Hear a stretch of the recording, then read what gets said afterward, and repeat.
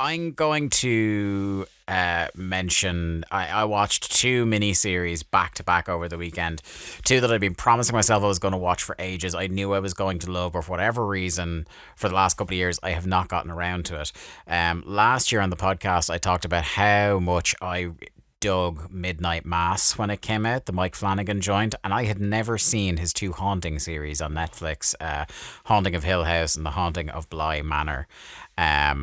And I watched both of them, just marathon them over like since our last podcast. I think I started watching it that night. So in a week, I've watched two 10 episode series, and holy shit, they were incredible. I'm going to put you on the spot. Which do you prefer?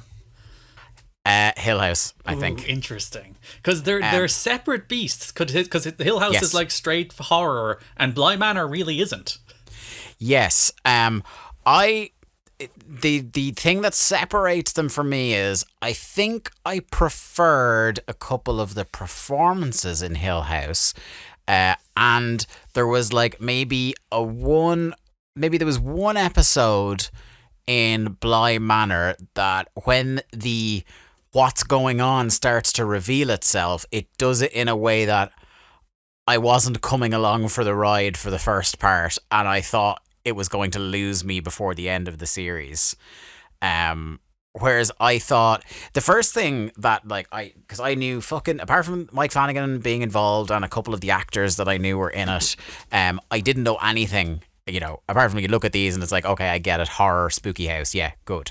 I didn't really right know there in the name. Yeah, I didn't really know the details. So the fact that first off, in spite of the name of them, they aren't actually like period pieces, that they kind of they're both contemporary. Like the first one is pretty much current day. Hill House flashbacks though. Yeah, it does have, both series do some time hopping. And Bly Manor is like, it's still contemporary. It's like the 90s. But it, do you know what I mean? Like, and it flits back and forth as you say, Garrett. And I love them both. What I think Mike Flanagan does really well, and it's true of Midnight Mass as well, is one, he does horror with actual characters that you care about. You want to see how their stories end. You get invested in certain characters. And it's also the kind of horror that like isn't about the let's scare the shit out of them. It's like, let's make an interesting story, and let's remember that horror is often best when it has something to say about other things. And he definitely doesn't lose the thread in either series about how, a lot of old-timey ghost stories are really about things like grief and loss. And particularly this is hit on in the first series, I feel, which deals with, a family who suffer a traumatic couple of losses throughout.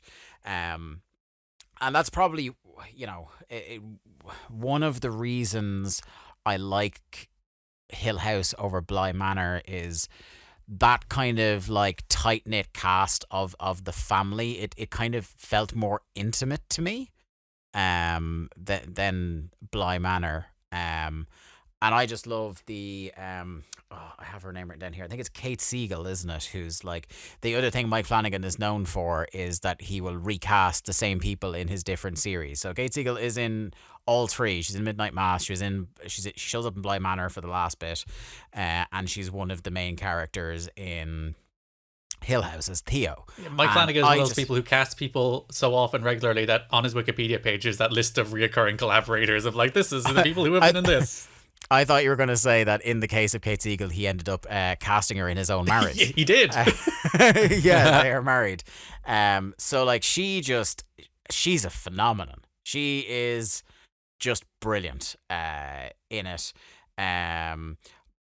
Michael Huisman, I think is how you pronounce his surname. Dario Naharis from Game of Thrones is in season 1. As Stephen. Carla Gugino is somebody who is recast. She shows up in Bly Manor as kind of like the narrator. She's great in Hill House. Somebody who I thought was great, Garrett. Have you seen both of these series then? Yep. Oliver Jackson Cohen. The guy who is like the youngest son, Luke, in the first series, and then plays an absolute who like at least seems like on the face of it an absolute piece of work in season 2, in Bly Manor. He's just a phenomenal actor. Two like such different roles as well. Like couldn't be further apart as characters. Yeah. I think the scoring of the both series, like when they play the like do as someone is doing the classic Mike Flanagan monologue and they're doing the slow zoom in. It's like, listen, you know what you're doing, and it goddamn works, doesn't it? But this is the thing, like this is, it's the like the Mike Flanagan trope that people, I think when Midnight Mass came out, like was kind of a thing to like, I think lovingly sort of clown on. There's some people that it doesn't work for, but I think most people who are kind of going, oh yeah, this is the thing he does, still like it when he does it.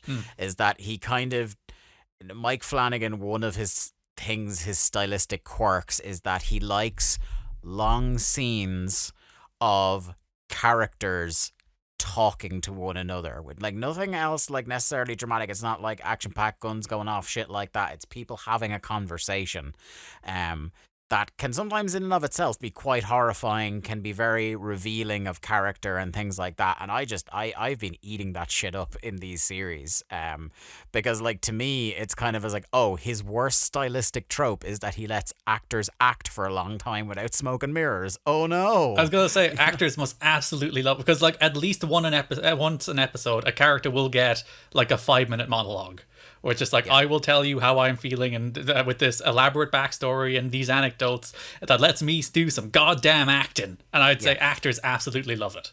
I'd say maybe the only one of those that I can kind of understand people going, all right, okay, we get it, is the one in Midnight Mass where, the priest basically, he's sitting you, the viewer, down. He goes, I'm going to talk for about 7 minutes now and explain pretty much everything that's going on. I still loved it, but I get that was the most on the nose one of those he's ever done. After every single Mike Flanagan show, there's like The Haunting of Hill House explained, and it's like, dude, did you not see the monologue in the finale? You don't need this article. Yeah. I think the way they balance the horror and the drama is really good in both these series. Again, the acting is spot on. I very early doors, until I realized what was going on, I thought they had hired some bad child actors in Bly Manor. But it kind of, as the season deepens, the reasons for them being so weird become more apparent. I just thought they were shite in the first episode. Yeah. Yeah, so I came round on that.